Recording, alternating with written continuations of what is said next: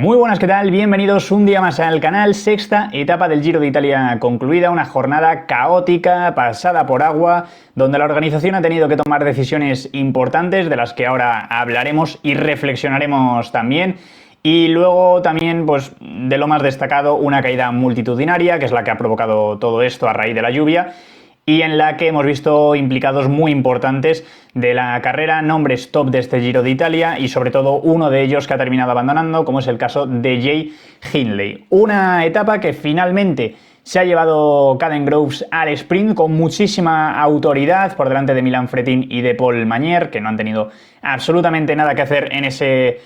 último kilómetro ante el ciclista del Alpecin. Ha estado muy bien colocado su equipo, le estaba haciendo un muy buen lanzamiento, pero también se han descolocado ligeramente ahí al final. Hemos visto que Van Aert también, por ejemplo, pues ha soltado de rueda unos metros al resto de corredores, pero bueno, enseguida también le han neutralizado y finalmente Groves, pues con muchísima autoridad, ha hecho lo que tenía que hacer, que es conseguir su primera victoria de etapa en esta edición del Giro de Italia, la segunda en total en su palmarés en la Corsa Rosa, y una jornada que, como decía, pues ha sido, y ya lo vimos ayer, más exigente en ese tramo inicial, hasta la mitad de la etapa más o menos.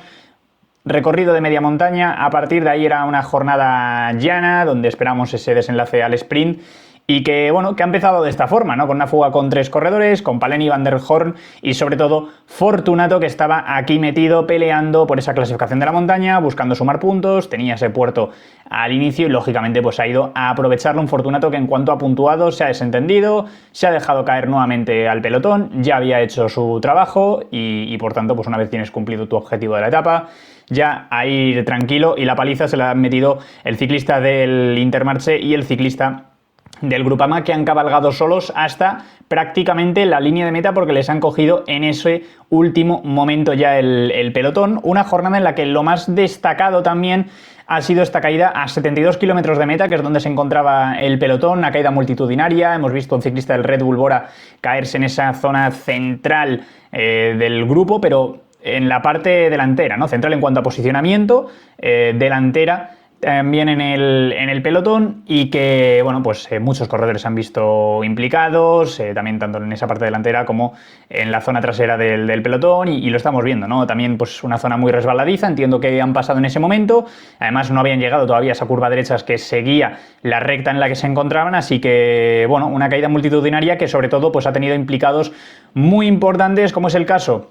de Richard Carapaz, que le hemos visto pues rodeado por su equipo, se ha quedado siempre el Education First a su lado, ¿no? Como es lógico, es el líder indiscutible de esta formación y por tanto pues le han tenido que arropar. Tenía un golpe que le hemos visto a Richard durante la etapa luego en la espalda, ¿no? En esa zona derecha. Entonces veremos un poco cómo evoluciona Richard, que mañana ya es un día importante, a ver si comentan algo. Y luego, sobre todo, el que hay que estar más pendiente es el estado de Jay Hindley, que le vemos tirado en el suelo en esta misma imagen,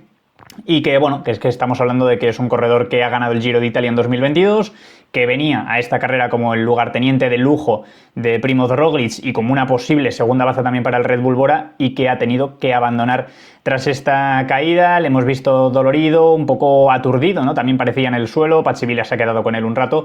ha terminado llegando a la ambulancia, se ha subido a ella y ha abandonado este Giro de Italia Jay Hindley, así que ya sumado a la de Mikel Landa, pues tenemos otra baja más que importante de un corredor que aspiraba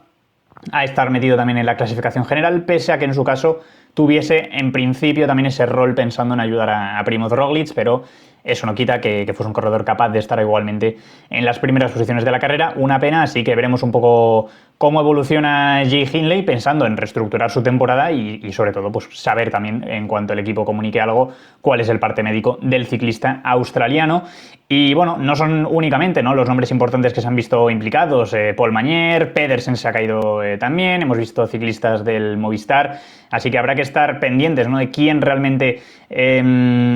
ha acabado en el asfalto. Dani Martínez estaba también por ahí en ese momento, que le han pillado las cámaras. Entonces hay corredores que también se han quedado a esperar, ¿no?, a otros compañeros de equipo. Entonces tendrán que ser ellos mismos los que terminen confirmando quiénes se han ido al suelo, quiénes simplemente han puesto pie a tierra, o directamente ya no solo poner pie a tierra por evitar la caída, sino por esperar a algún compañero, porque había muchísimos ciclistas en ese momento. Y todo esto lo que ha conllevado al final es que se neutralizase la carrera. Es la decisión que ha tomado el Giro de Italia, se han juntado todos, se han parado y a partir de aquí, pues bueno, ya han terminado relanzando nuevamente, la carretera pues también estaba mojada, hemos estado viendo control evidentemente durante todo el día de los equipos que tenían velocistas importantes y luego pues finalmente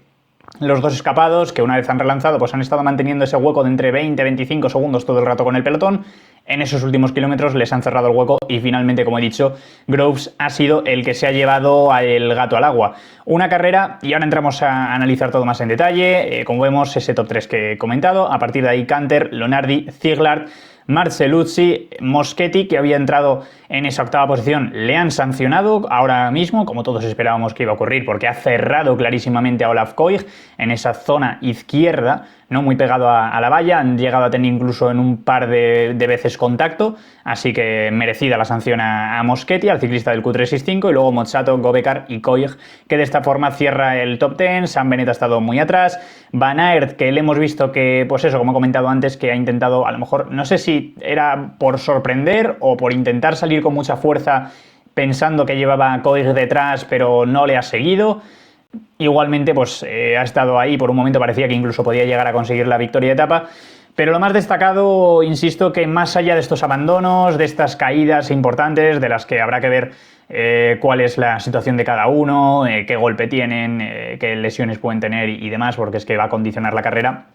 Hoy, el Giro de Italia, una vez ha reanudado la carrera, lo que han decidido es anular los tiempos de la clasificación general, anular las bonificaciones que se iban a pillar en meta, que se iban a repartir también en ese kilómetro Red Bull, y tampoco se otorgaban puntos para esa clasificación por puntos en la pelea por la maglia ciclamino. Así que esta es la decisión que ha tomado la organización del Giro de Italia, una decisión que viene condicionada evidentemente por la situación peligrosa de la lluvia, de la carretera resbaladiza y de una caída multitudinaria que ha tenido muchos implicados y entre ellos pues un abandono importante como ha sido el de Jay Hindley. Hemos visto también en televisión y lo han estado comentando en Eurosport que mostraban que Jay Vine había abandonado, pero el equipo,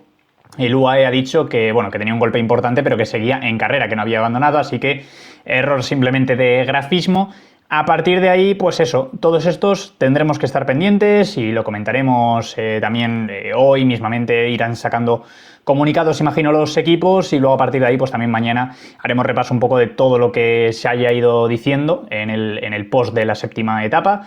Pero bueno, han tomado esta decisión y es donde quiero pararme un poco porque se ha generado debate ya evidentemente en redes sociales y yo creo que pensándolo a nivel ya personal, ¿no? Como opinión, la organización evidentemente hoy lo que ha querido es salvar los muebles. Tienes una situación peligrosa, con lluvia, has tenido una caída multitudinaria y sabes que siendo una etapa en la que todo lo que queda por delante es llano y que lo habitual es que no ocurra nada, pues lo controlas a la perfección. Si paras los tiempos, si no repartes bonificaciones ni nada, en busca de salvar a los corredores, de que no haya más peligro y demás, ¿no? Y no perder ciclistas pensando en lo que queda de Giro de Italia. Eso, por un lado, está muy bien, es entendible y es lo que ha hecho la organización y, por tanto, es respetable. A partir de aquí, el debate se genera por el hecho de quitar los tiempos de la general realmente y esta decisión, porque neutralizar la carrera yo creo que todos podemos entender que se neutraliza. Ha habido una carrera multitudinaria, oye, vamos a ver cómo está todo el mundo y, sobre todo, aquí lo que hay que valorar es cuando hay una caída de este estilo.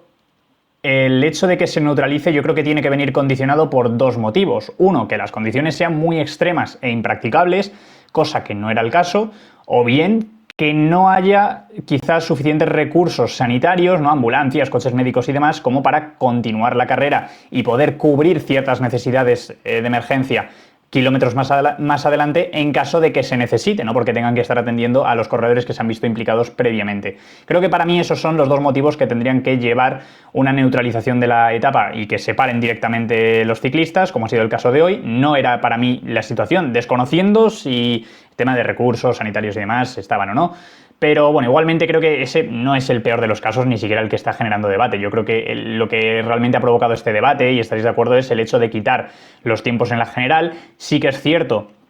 que hoy era un día intrascendente sobre el papel, pero aún así no deja de ser un día en el que igual a alguno le da por intentar mover la carrera, poner a su equipo a bloque porque sabe que las condiciones son delicadas y que a lo mejor es capaz de cortar el grupo y rascar algo de tiempo.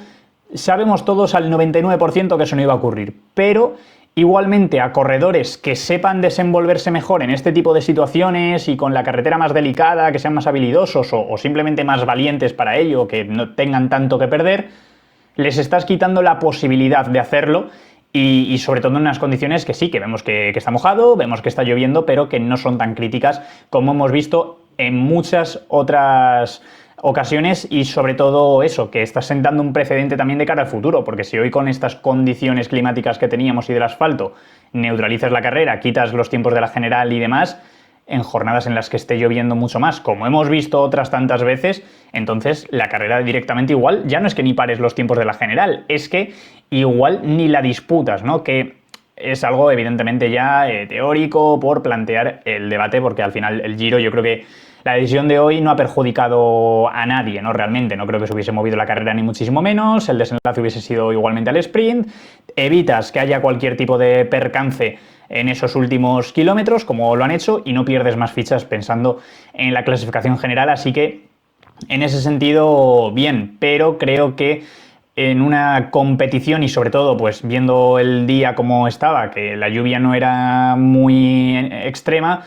pues sí que creo que depende de cada corredor, depende de cada equipo asumir un riesgo u otro, ¿no? Ellos saben perfectamente a lo que se exponen y saben que si arriesgan más de la cuenta en esas condiciones se pueden ir al suelo, pueden tener una lesión y se les acaba ahí la carrera, pero ya es decisión individual de cada uno y creo que la organización con las condiciones que había hoy, esto ya como opinión, no debería haber quitado los tiempos en la general, no debería haber quitado esas bonificaciones y no debería haber quitado los puntos que se repartían para esa clasificación por puntos, ¿no? Para esa maglia de ciclamino. Aún así, creo que hoy el día perfectamente salvado, la carrera se ha parado porque había habido una caída multitudinaria y hasta aquí el debate, ya cada uno que opine lo que quiera. Creo que se han equivocado en ese aspecto, sobre todo viendo que luego no ha llovido, pero tampoco sabes un poco lo que te vas a encontrar. Bueno,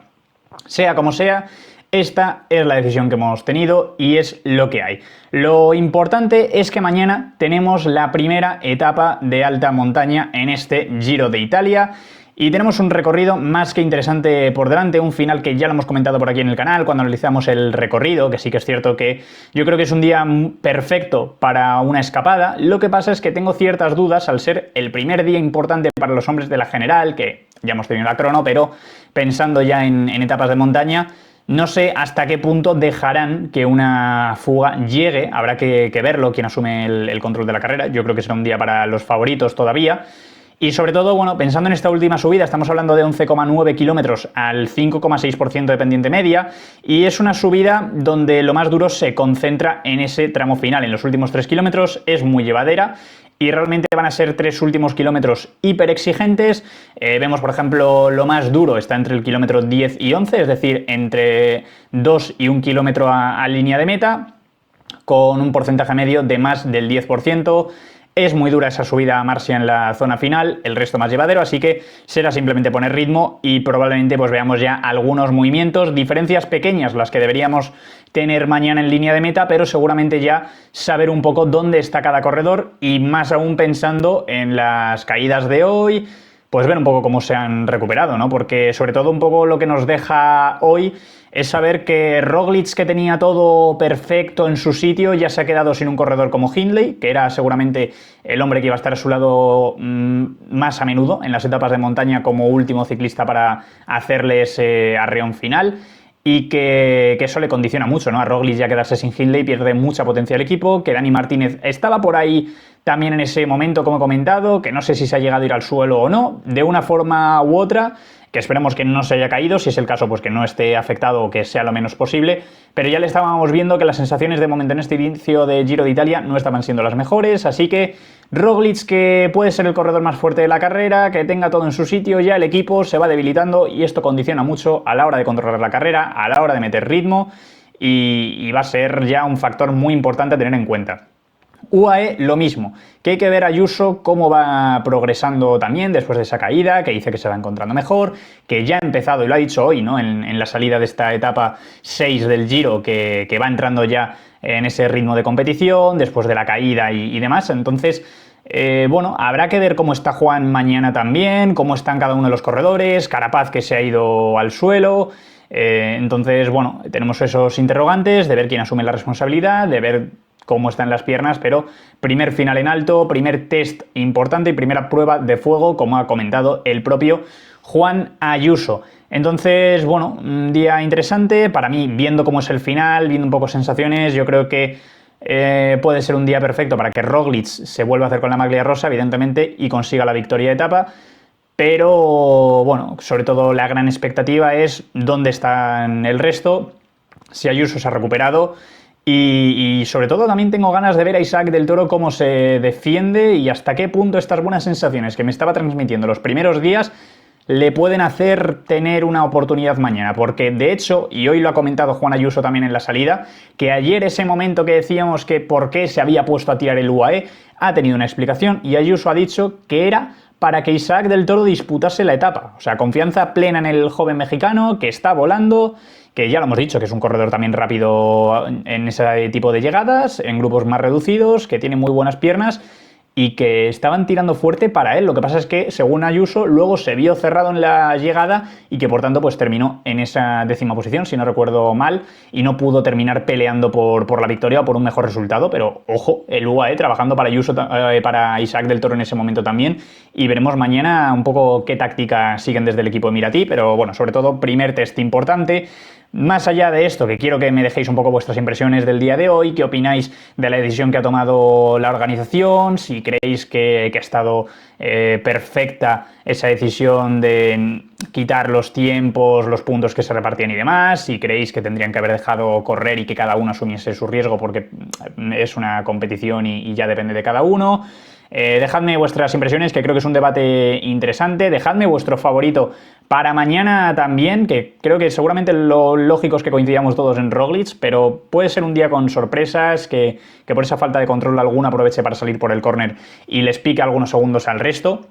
Y más allá de esto que ha sido lo que ha ocurrido en la etapa de hoy, lo que va a ser mañana esta 7ª etapa del Giro para cerrar la primera semana, aunque quedan todavía las etapas del fin de semana para llegar al bloque de descanso, hay una noticia que ha salido, y esto ya no tiene nada que ver con el Giro, pero es que Remco Evenepoel podría acabar en el equipo Ineos Grenadiers la próxima temporada. Esto lo ha dicho Riccardo Magrini, periodista de Eurosport Italia, en un programa que tienen que es Ciclismo 360, y allí en Eurosport ha asegurado esto: se va Ineos casi seguro, incluso ya el año que viene. Ha dicho que está segurísimo, que tiene buena información y que llegando Remco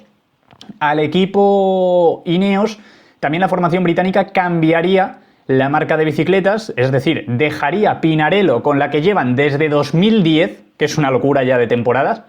y por este fichaje de Evenepoel estarías acabando con ese patrocinio, con esa unión de toda la vida de Pinarello para pasarte a Specialized, con la que todos sabemos que Remco tiene esa vinculación. Así que, bueno, sería más que interesante, por tanto, este movimiento. Igualmente hay que ponerlo siempre en duda, ¿no? Evidentemente también, si alguien lo comenta en un medio como Eurosport, ¿no? Que sabemos también la capacidad mediática que tiene, ¿no? Dentro del ciclismo especialmente, pues lógicamente siempre este tipo de informaciones hay que analizarlas, hay que comentarlas, pero tampoco se puede dar por hecho 100%, por mucho que alguien lo diga de esta forma, hasta que no haya algo ya oficial, se filtre o lo que sea. Pero bueno, sea como sea, yo creo que es interesante esto. No es la primera vez que se habla de un posible fichaje de Remco por Ineos. De hecho, el año pasado también, aparte del de Ineos, que se lleva hablando desde 2022, y su propio padre, ¿no? Patrick Evenepoel, que es el representante de Remco, ha reconocido en aquel momento, ¿no? Que habían tenido algunas reuniones. Remco también pues, ha reconocido a lo largo de estos años que sí, que ha tenido conversaciones con otros equipos, pero que, de hecho, el año pasado, por ejemplo, que el que más sonó, aparte del de Ineos, fue su fichaje por el Red Bull Bora-Hansgrohe, sobre todo en esa parte final de la temporada. Ahí tuvimos a un Remco que acabó diciendo que el año que viene iba a seguir en el equipo, ¿no? Un poco unas declaraciones que hizo Remco que a mí me dejaron algo frío, que ya las comentamos también por aquí en el canal, y era porque, bueno, evidentemente puso fin a todos esos rumores del posible fichaje por Red Bull Bora, pero asegurando que al menos el año que viene iba a seguir con Soudal, teniendo contrato hasta 2026, que este es el punto, que es que igual Remco, si se va a Ineos para la próxima temporada, tendría que romper con Soudal, que me parecería raro que se llegase a producir, ¿no? Yo creo que sería más lógico que a partir del 27 es cuando moviese ficha, si realmente lo hace. Un Ineos que tendría seguramente capacidad económica, ya no solo por ser Ineos, que ya de por sí es uno de los equipos más potentes del pelotón, sino que también pues está un poco este rumor de la fusión con Total Energies, ¿no? De su llegada como patrocinador, que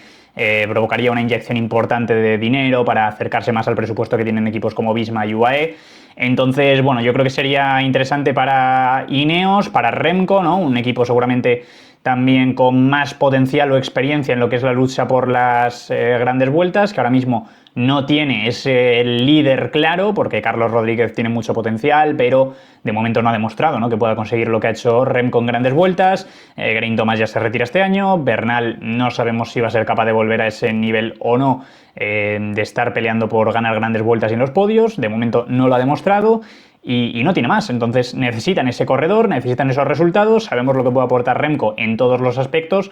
y bueno, para ello sería un fichaje perfecto. Remco creo que le podría venir bien también esta llegada a Ineos, pero igualmente pues esto es un futurible, esto simplemente hay que comentarlo, ha salido, lo han afirmado con bastante contundencia en Eurosport Italia, que no es cualquier medio,